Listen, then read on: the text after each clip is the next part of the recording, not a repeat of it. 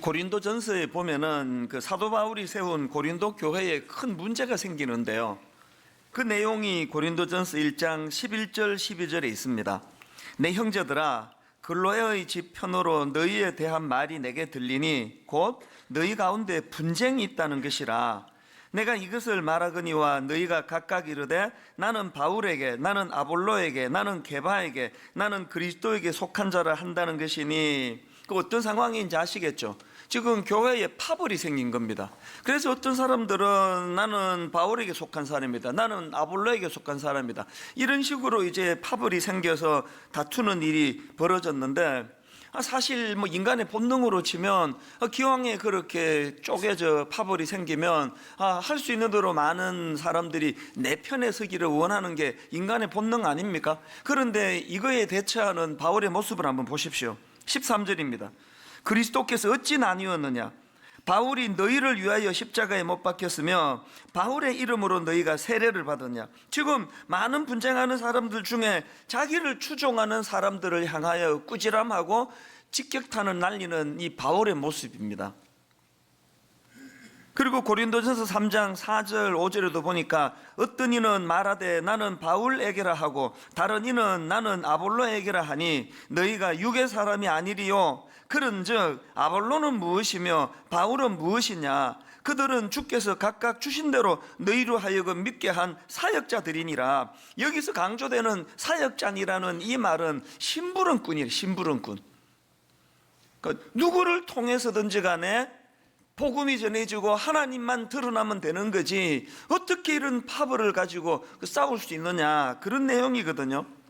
그러면서 이제 6절과 7절에 보니까 나는 심었고 아볼로는 물을 주었으되 오직 하나님께서 자라나게 하셨으니 그런즉 심는 이나 물 주는 이는 아무것도 아니로되 오직 자라게 하시는 이는 하나님뿐이니라. 저는 이 말씀 속에서 뭐 여러 가지 바울의 모습에서 귀한 걸 발견하는데 이 모든 걸 종합해 보면은요, 그는 한마디로 큰 그림을 그렸던 사람이에요.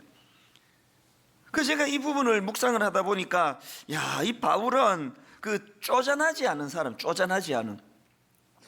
그래서 제가 혹시나 또 이게 이 쪼잔하다는 게 또 저속어인가 해가지고 사전을 찾아봤습니다. 쪼잔하다 이렇게 찾아보니까요, 이 쪼잔하다는 말은 사전이 이렇게 설명하더라고요. 마음 쓰는 폭이 좁다. 우리가 오늘 본문의 바울에게서 배워야 되는 건요, 우리는 위대하신 하나님, 그 크신 하나님의 놀라운 역사로 십자가로 구원받은 사람이에요. 그런데 어떻게 똑같은 그 위대하신 하나님의 십자가 사역으로 구원받은 사람인데 어떻게 이렇게 다를 수가 있느냐고요. 그러면 매일 우리가 마음 쓰는 거는 이 마음 쓰는 폭이 좁은 사람들, 그냥 뭐 사람들은 날 어떻게 생각할까, 우리 교회가 더 커져야 되는데 우리 교회 사람들이 다른 교회로 가면 어떡하지?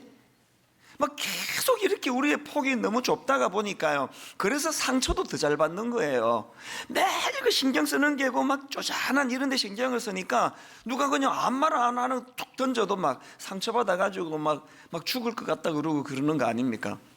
바울처럼 뭐 날 추종하는 사람이 뭐 얼마나 되고 뭐 이런 거에 관심이 아니라 이 모든 것들이 다 어우러져서 하나님이 우리를 자라게 하시고 하나님이 인도하시고 그래서 하나님이 영광을 받으신다는 이 큰 그림을 그릴 줄 알았던 그런 사도 바울의 모습이 좀 우리의 모습이 되면 어떨까, 그런 생각을 해보는 겁니다. 그래서 사실은 제가 오늘 설교 제목을요, 쪼잔하지 않은 인생 이렇게 잡으려고 했다가 또 막 이런 또 저속한 표현으로 오해하실까봐 제가 이제 제목을 좀 절제를 했는데요, 오늘 다루고 싶은 말씀의 핵심 포인트는 이 마음 폭이 좁지 않은 인생이에요. 사도 바울이 이렇게 큰 그림을 가지고 넓은 것들을 바라보고 살아가니까 지금 성도들 사이에 편이 갈라져 가지고 누구는 내 편이다, 누구는 뭐 저 사람 편이다, 이런 것 갖고 다투고 있을 때 그런 고린도 교회 성도들을 향하여 사도 바울이 뭐라고 말씀하십니까? 연이어 나오는 9절 한번 보십시오. 우리는 하나님의 동역자들이요, 너희는 하나님의 밭이요 하나님의 집이니라. 여기 나오는 하나님의 동력자 이 부분을 영어 성경을 보니까 NIV에서 이 하나님의 동력자를 God's fellow work로 되어 있더라고요. 이 fellow work는 요즘 말로 하면 직장 동료예요. 이거 자칫 잘못 들으면 이거 무엄한 말 아닙니까? 내 하나님과 동료다 동료. 이런 일이 어떻게 가능할까요? 하나님이 우리에게 이걸 허용해 주시잖아요. 큰 하나님의 꿈을, 큰 하나님의 그림을 같이 그려나가고 그 일에 같이 수종 들고 함께 꿈을 꾸고 이런 사람들이 어떻게 그 쪼잔한 사람이 될 수가 있겠냐는 겁니다. 제가 이런 내용들을 살펴보다 보니까 그 미국의 월드비전 회장입니다. 이 리처드 스턴스라는 분이 구멍난 복음이라는 책을 썼는데요. 리처드 스턴스가 쓴 구멍난 복음이라는 책에 보니까 저자가 이런 도전을 합니다. 믿는 것으로 충분하지 않다. 예배로 충분하지 않다. 개인 도덕으로 충분하지 않다. 기독교 공동체로 충분하지 않다. 하나님은 언제나 더 많은 것을 요구하신다. 이 오해받기 쉬운 이야기 아닙니까? 아니 믿는 것으로 충분하지 않다니, 이 예배가 얼마나 소중한데 예배만으로 충분하지 않다니, 아니 개인적으로 우리가 거룩하게 사는 도덕이 얼마나 도덕심이 중요한데 개인 도덕이 이게 중요하지 않다니. 여기서 강조하는 게 그것들이 다 쓰잘데없는 거라는 뜻이 아니고요, 그 모든 것들이 너무나 중요합니다. 너무나 소중합니다. 그러나 그런 데만 매이지 않고 더 큰 데를 바라보고 더 큰 그림을 그려야 된다는 걸 지금 강조하는 일종의 과장법 아닙니까? 이분이 뭘 강조하고 싶은가 그 연이어서 한번 들어보십시오. 믿는 것으로 충분하지 않다. 예배로 충분하지 않다. 개인 도덕으로 충분하지 않다. 기독교 공동체로 충분하지 않다. 하나님은 언제나 더 많은 것을 요구하신다. 그러면서 이분이 주장하는 게 뭐냐 이거예요. 우리는 세상을 변화시킬 복음의 전달자이다. 전막 나한테만 집중하고 나 이렇게 사는 게 아니라 오늘 우리가 하나님이 우리에게 맡기신 이 시대와 세상을 향한 사명의식, 여기까지 생각할 줄 알아야 된다는 그 얘기거든요. 그러면서 그 저자가 요한복음 3장 16절을 인용하는데요. 하나님이 세상을 이처럼 사랑하사 독생자를 주셨으니, 그러면서 무슨 도전을 던져주는가 하니까 우리가 진짜 하나님을 사랑한다면 하나님이 이토록 사랑하는 이 세상을 어떻게 방치할 수가 있느냐는 거예요. 우리가 너무너무 사랑하시는 그 하나님이 이토록 사랑하는 이 세상에 관심을 가지고서는 영향력을 미쳐야 되지 않습니까? 이런 내용을 지금 강조하고 있는 거거든요. 오늘 우리 교회들이 정말 귀담아 들어야 될 내용이라고 저는 생각을 합니다. 저는 이런 내용들을 가지고 오늘 우리 기성세대 어른들이 먼저, 참 우리나라 부모들은 정말 이상합니다. 맨날 애들 보고 네 나이 때는 꿈을 꾸어야 된다고, 꿈 없이는 안 된다고 그런 이야기를 하는데, 그럼 자기는 꿈 꾸면 안 되는 겁니까? 이 꿈은 10대 애들만 하는 겁니까? 부모가 먼저 가슴 벅찬 꿈을 꾸고 그 벅찬 가슴이 흘러서 자녀들에게 가야지, 자기는 이제 이 나이에 우리는 뭐 하겠니, 드라마나 보고 그래야지 니는 꿈 꿔야 된다고. 그게 틀린 거예요. 그래서 오늘 이 본문의 사도 바울의 그 큰 스케일과 또 그 위대한 것을 추구하는 모습을 보면서 저는 오늘 우리 모두가 다 이 선포가 우리에게 있으면 좋겠습니다. 한번 이 시간에 저를 따라 정말 어린아이와 같은 순수한 마음으로 한번 저를 따라 선포하시면 좋겠습니다. 이렇게 저를 따라 선포하십시오. 하나님으로부터 위대한 일을 기대하십시오. 하나님을 위하여 위대한 일을 시도하십시오. 저는 마음으로 된 얘기입니다. 기대하라, 시도하라. 가장 나쁜 말은요, 이 나이에 내가 뭐 하겠어. 하나님께서 굉장히 그런 말들을 힘들어 하실 거라고 생각해요. 나이가 없습니다. 기대하는데 무슨 나이가 있습니까? 할 수 있는 그 자리에서 내가 시도하는 일이 있어야 되는 거 아닙니까? 그래서 저는 요즘에요, 저도 이제 자꾸 나이가 들어가니까요, 야, 요즘은 제가 이 뇌세포가 하루에 100만 개씩 죽는 게 느껴져요. 계속 죽는 게 느껴집니다. 안 하던 일을 많이 해요. 뭐 그냥 한 번에 제가 교회 사무실로 가는 일이 별로 없습니다. 다 내려가고 보면 차 키를 안 가져왔어요. 그때 키 가지러 또 가가지고 이제 시간도 없는데 키 가지고 핸드폰을 놓고 또 와요. 40대 중반 후반까지만 해도요, 이 본문을 딱 보면은 막 스파크가 팍팍팍 튀어가지고 막 이 뼈대가 확 나왔는데요, 요새는 배터리가 다 됐는지 스파크가 안 일어나요. 막 설교 하나 준비하려고 그러면 예전에 한 2배 이상은 더 시간을 쓰고 정성을 써야 됩니다. 그리고 또 막 뭐 음식 먹는데 요새는 막 계속 또 흘려요. 나 참 우리 집 사람한테 맨날 꾸지람 듣습니다. 당신은 왜 맨날 이 넥타이에 뭘 자꾸 음식을 흘리느냐고. 이 하루에 내가 100만 개씩 죽는 게 확실해요. 막 피부도 요새는 막 자꾸 뭐 이상한 게 나고 뭐 쭈글쭈글해지고 이러니까 이제 뭐 이렇게 이제 그 성경이 말하는 대로 육신은 이렇게 후패해져 가는가 보다. 그러나 여러분, 이게 저를 서글프게 만들지 않으려고 얼마나 노력하는지 아십니까? 근데 우리 아들을 보면은 막 머리 팍팍 돌아가고요, 막 암기도 얼마나 잘하는지 막 여러 번 내가 걔한테 진짜 못 오신 거예요?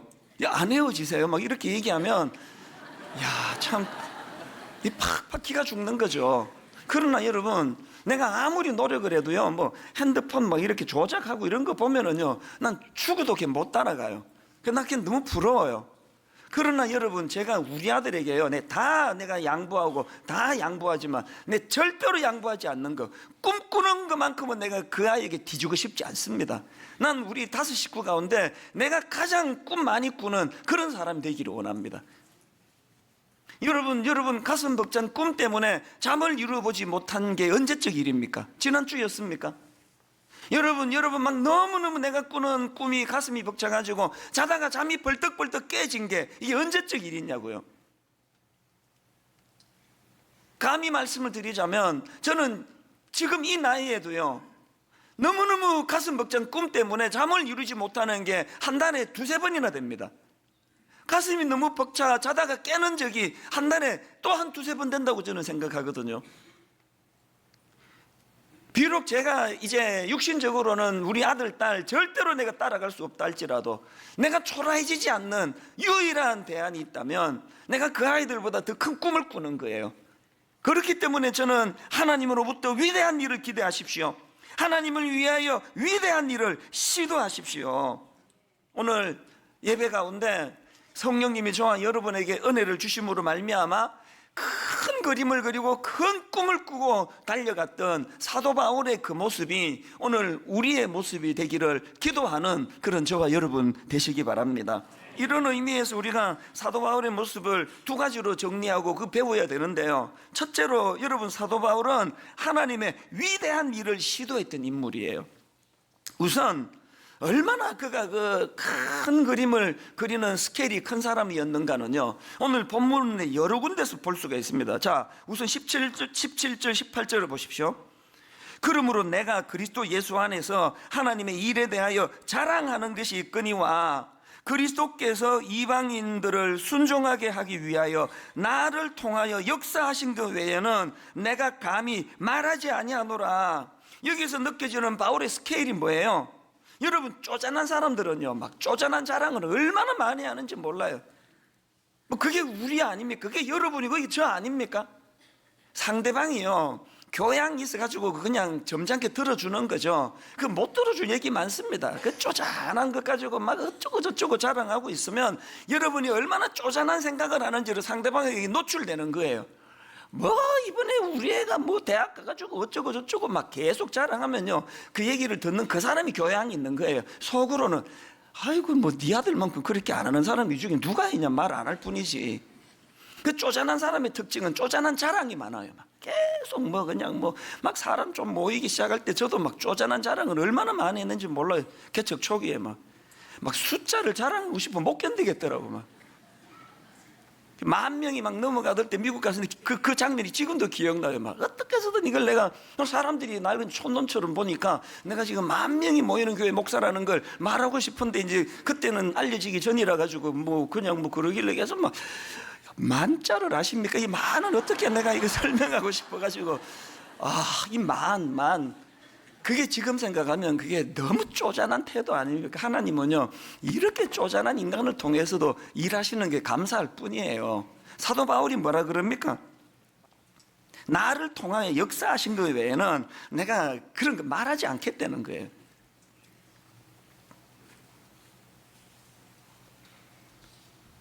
18절 하반절부터 보니까요, 하나님이 그에게 행하신 위대한 일들을 보십시오. 그 일은 말과 행위로, 표적과 기사의 능력으로, 성령의 능력으로 이루어졌으며, 그리하여 내가 예루살렘으로부터 두루 행하여 일루리곤까지 그리스도의 복음을 편만하게 전하였노라. 이 편만하게 전하였단 말이 하나도 거짓이 아니에요. 여러분 바울이 3차에 걸쳐 1차, 2차, 3차에 걸쳐 선교 여행한 거 지도를 한번 검색해서 한번 보십시오.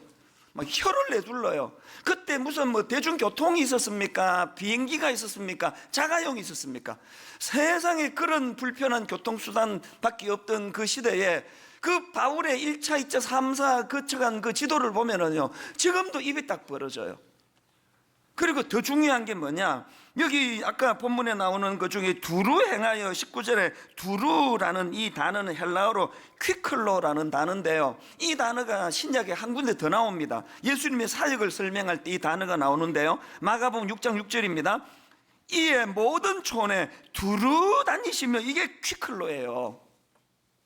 주님께서 얼마나 섬세하고 얼마나 세밀하게 한치 오차도 없이 그런 삶을 보여주시는 분 아닙니까? 지금 사도 바울에게 이 퀴클로라는 단어를 사용하는 것을 제가 보면서 그냥 막 실적 남기려고 막 여기저기 점만 찍고 다니는 게 아니라는 거예요. 온 정성을 기울이고 마음을 기울여 편만하게 복음이 전하도록 했다는 거, 이게 참 사도 바울의 위대한 시도인데요. 오늘 여러분 이런 말씀을 듣고는 이야, 역시 바울은 대단한 사람이야, 이렇게 하고 은혜 받았다 그러면 그거는 정말 난센스입니다. 오늘은 사도 바울이 주인공이 되는 날 아니에요. 늘 그렇듯이 사도 바울이 위대한 사람이 아니고요, 쪼잔하게 예수 믿는 사람 잡아 죽이러 돌아다니고 하던 그 포악한 쪼잔한 사도 바울을 이처럼 위대한 시도를 하는 하나님의 사람으로 만들어주시는 그 하나님이 위대하신 거예요. 그 하나님이 대단하신 분이거든요. 그렇기 때문에 야, 바울은 대단해, 근데 나는 못해, 이건 설교가 아니에요. 바울 같은 쪼잔한 인생도 하나님 손에 붙들리니까 이런 위대한 하나님의 사도가 되는데 내가 왜 안 돼? 이렇게 말씀을 받는 게 그게 제대로 된 겁니다. 그러면서 저는 지난주에 제 지나온 삶을 쭉 한번 되돌아보고 반추하면서 얼마나 은혜를 받았는지 모릅니다. 옥하는 목사님이 저를 부르셔가지고 2001년 10월 말, 너 내년에 개척해라라고 그렇게 저한테 명하실 때 저는 어른 목회를 해본 적이 없던 상태 아닙니까? 하나님은 왜 옥하는 목사님을 통해서 그 당시로요, 함께 사역하던 우리 부교역자 동료들 중에 대단한 동료들이 한둘이가 아니었습니다. 막 명문대 나오고 그리고 황금의 입이라는 별명을 가지고 있는 목사님도 있었고요, 설교의 달인이고 목회 정말 잘하는 우리 동료 선배들이 즐비했습니다. 근데 하나님은 왜 그런 분을 쓰시지 않고 어른 목회도 해본 적이 없는 저를 왜 쓰시게 했냐고요. 그래가지고 그냥 얼떨결에 하나님께 뽑혀가지고 옥 목사님을 통해가지고 고생을 진짜 많이 했습니다. 어른 목회를 해본 적이 없으니까요, 이게 등록 신방 가가지고는 뭐 해야 되는지도 모르겠고, 교구를 나누어야 되는데 어떻게 나누어야 되는지 모르겠고, 새해가 밝았는데 모든 교회가 2019년도에 구호, 목표 이런 게 다 그 수첩에 다 난드는데 나 그런 거 해본 적이 없어가지고, 그때 담당하던 우리 젊은 목사님이 저보고, 목사님 교회 수첩에 올해의 목표를 뭐로 해야 됩니까? 그래서 제가 이렇게 말했습니다. 그런 거 없다 그래. 알아야 목표를 세우고 하죠. 지금 아무것도 모르는데. 하나님은 왜 이런 어눌하게, 지금 이제 한 17년 지나놓고 보니까 결과적으로 보니까 하나님이 이 분당 우리 교회를 점지하시고 이 교회를 통하여 막 엄청난 일을 계획하셨던 게 지금은 판명이 났잖아요. 그러면 왜 저 같은 어눌한 사람을 쓰시느냐고요? 왜 그랬을까요? 답이 간단하게 나오더라고요. 제가 막 엄청난 능력을 가지고 있고 막 내가 황금의 입 막 그러고 막 뭘 해도 잘할 사람이면은요, 사람들이 헷갈릴 거 아닙니까? 저게 이찬수 목사의 능력이야, 하나님의 능력이야? 저게 이찬수 목사의 위대함이야, 하나님의 위대함이야? 여러분은 저 보시면서 갈등 하나도 없잖아요. 하나님으로 다 판명이 나는 거 아닙니까? 그 누가 지금 헷갈립니까? 저는요, 막 길거리에서 흔히 마주칠 수 있는 지극히 평범한 아저씨에 불과해요. 그리고 뭐 평상시 잠바 입고 다니면 뭐 아무도 저를 목사로 뭐 뒤에 막 이런 광채가 나고 막 이런 게 하나도 없어가지고 뭐 머리 자르러 가고 하면은 뭐 하는 사람인지 저를 알아보는 이발사가 아무도 없어요.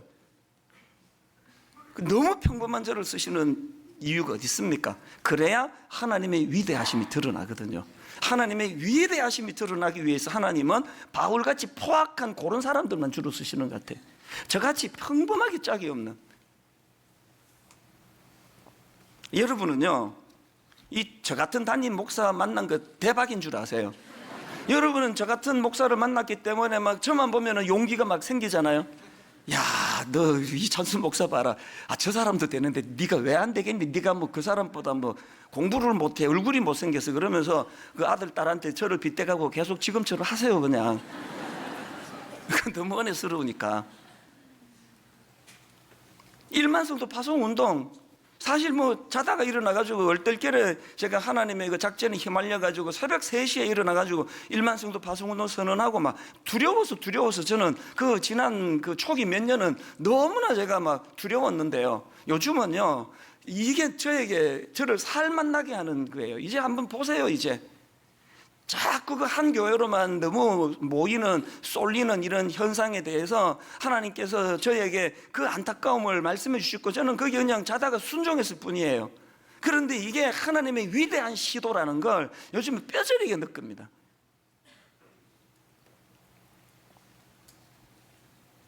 그런가 하면은 하나님은 사람만 그렇게 평범한 사람을 통해 위대한 일을 하는 게 아니라 도구도 너무 평범해요. 사도 바울이 쓰임받는 도구를 어떻게 설명합니까? 자, 18절을 다시 한번 보세요.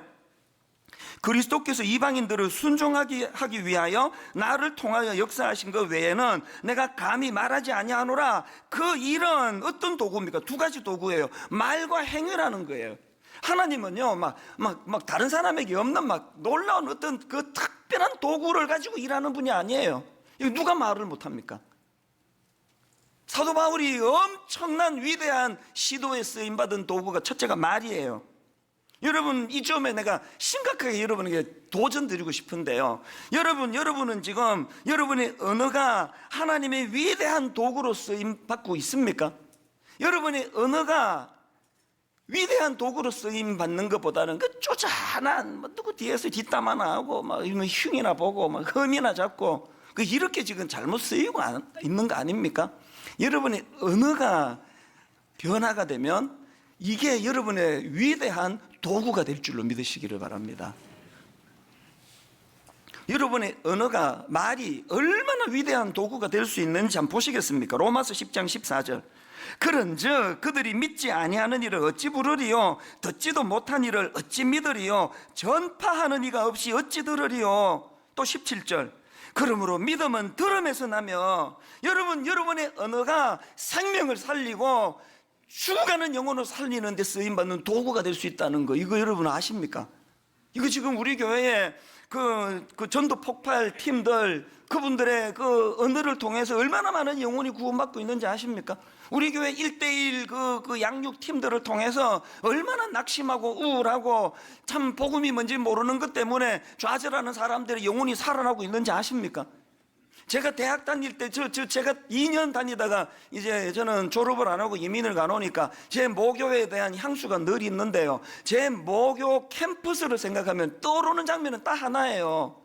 잔디밭 곳곳에서 그 쪽복음, 사형리 이런 걸 가지고 CCC가, 그 외에 여러 선교단체가, SFC가 그 쪽복음을 들고 그 예수를 증거하던 그 장면, 그 모습이 수십 년이 지난 지금까지 제 머리에 대학교 캠퍼스 하면은 저는 그게 머리에 각인이 돼 있는 거예요.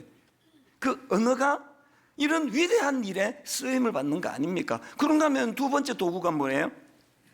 두 번째 도구가, 하나님의 위대하게 쓰임받는 도구가 말과 행위의 조화예요. 그 일은 말과 행위로 됐다는 겁니다. 여러분, 우리가 내뱉는 이 말과 또 우리 삶이 일치가 될 때 거기에 폭발적인 위대한 역사가 일어난다는 겁니다.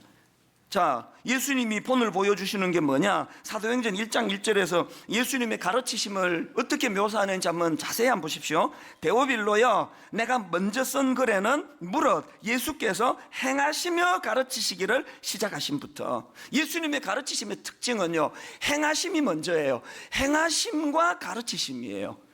그래서 마태복음 5장 19절에도 보니까 그러므로 누구든지 이 계명 중에 지극히 작은 것 하나라도 버리고 또 그같이 사람을 가르치는 자는 천국에서 지극히 작다 일컬음을 받을 것이요 누구든지 이를 행하며 가르치는 자는 천국에서 크다 일컬음을 받으리라.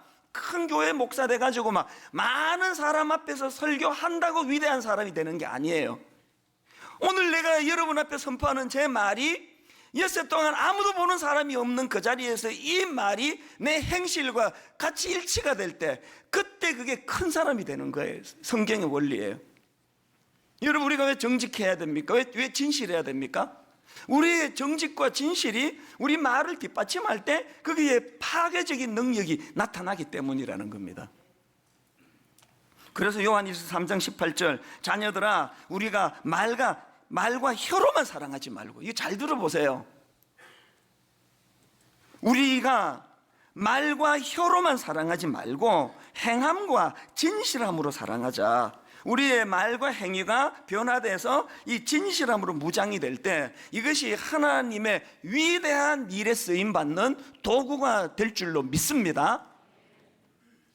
이런 점에서 저는요, 이번 우리 고난주간에 분당 우리 교회 전 성도가 더불어서 이제 한 가지 놀라운 시도를 하려고 하는데, 여러분께 나누어 드린 이 고난주간 백감사, 여기에 십자가 사랑 앞에 감사로 반응하는 고난주간, 여기에 보니까 이 100가지 감사를 쓸 수 있는 노트를 만들었습니다. 이거지 해보시는 분 알지만요, 하루에 5개씩 쓰는 거 절대 쉽지 않습니다. 그런데 이번 한 주간 그리스도의 십자가의 능력을 의지하고 한번 이 100가지 감사, 한 분에게 100가지를, 한 대상을 향해 100가지 써도 괜찮아요. 부모님을 대상으로 써도 괜찮고요, 아니면 어쩌다가 나하고 관계가 깨져버린 어떤 사람을 향해서 100가지를 써도 되고요, 내 인생에 전체적으로 펼쳐서 써도 되고요. 저는 100감사 쓰다가 이 난이 모자라가지고 막 사무실로 이거 하나 더 구할 수 없느냐고 막 전화가 쇄도하는 그 모습을 상상합니다. 기억하십시오. 위대한 일은 이런 작은 시도에서부터 시작이 된다는 것. 그래서 우리같이 평범한 인생도 위대하신 하나님을 인정해드리고 위대하신 하나님의 시도에 순종해드릴 때 위대한 일을 행하는 하나님의 놀라운 자녀들이 될 줄로 믿습니다. 그런가 하면 두 번째로 우리가 사도 바울에게서 배워야 되는 게 뭐냐? 그는요, 하나님의 위대한 일을 시도했던 인물이었을 뿐만 아니라 하나님의 위대한 능력을 경험했던 인물이에요. 18절과 19절을 보십시오. 그리스도께서 이방인들을 순종하게 하기 위하여 나를 통하여 역사하신 것 외에는 내가 감히 말하지 아니하노라. 그래서 자기가 한 게 말과 행위예요. 말과 행위의 일치예요. 그 일은 말과 행위로, 근데 그게 다가 아닙니다. 그 다음 19절을 보세요. 표적과 기사의 능력으로, 성령의 능력으로 이루어졌으며. 오늘 그 여러분 중에 그 성령의 능력이 뭐지? 난 모태신앙인데 그 성령의 능력을 한 번도 경험해 본 적이 없네, 그런 분 계시잖아요. 그 왜 경험을 못 하신지 아세요? 성령의 능력을 경험해야 될 만한 위대한 일을 시도해 본 적이 없어서 그래. 그 맨날 입술 가지고 누구 욕이나 하고 뒷담화나 하고 짜잘한 그 자랑이나 하고 그렇게 사는데 성령의 능력이 어디 쓰입니까? 어디에 필요하겠냐고요. 여러분, 성령의 위대한 능력을 경험하고 싶습니까? 성령의 위대한 능력이 필요한 위대한 일을 꿈꾸고 계획하시기를 바랍니다. 위대한 일을 행하는 그곳에 성령의 위대한 역사와 능력이 나타날 줄로 믿습니다. 그래서 데살로니가전서 1장 5절에 보니까 이는 우리 복음이 말로만 너희에게 이른 것이 아니라 오직 능력과 성령과 큰 확신으로 된 것이니, 고린도전서 2장 4절 내 말과 내 전도함이 설득력 있는 지혜의 말로 하지 아니하고 다만 성령의 나타나심과 능력으로 하여. 성령의 나타나심과 능력이 왜 없다고요? 여러분, 내 말과 내 전도함, 내 설득력을 가지고 한 영혼을 향한 가슴 벅찬 복음 전하는 일을 한 번도 해본 적이 없으니까 당연히 나타나지 않죠. 그렇기 때문에 우리도요, 그 초대교회의 위대한 종들처럼 우리 기도 제목이 바뀌어져야 됩니다. 자, 사도행전 4장 29절에 그들의 기도를 보십시오. 주여, 이제도 그들의 위협함을 굽어보시옵고 또 종들로 하여금 담대히 하나님의 말씀을 전하게 하여 주시오며 손을 내밀어 병을 낫게 하시옵고 표적과 기사가 거룩한 종 예수의 이름으로 이루어지게 하옵소서. 꿈을 가지고 위대한 시도를 놓고 기도했더니 바로 그 다음 31절에 보세요. 빌기를 다음에 뭘 빌었습니까? 이런 위대한 시도를 하나님 꿈꿉니다. 그렇게 빌었더니 빌기를 다음에 모인 곳이 진동하더니 무리가 다 성령이 충만하여 담대히 하나님의 말씀을 전하니라.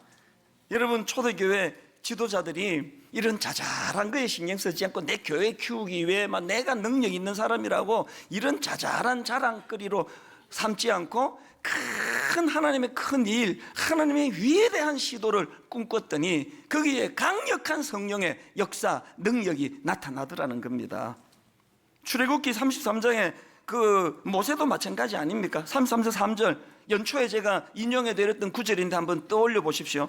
너희를 하나님이 그들의 범죄함을 이런 말씀으로 징계하십니다. 너희를 젖과 꿀이 흐르는 땅에 이르게 하려니와 나는 너희와 함께 올라가지 아니하리니 너희는 목이 곧은 백성인즉 내가 길에서 너희를 진멸할까 염려함이니라.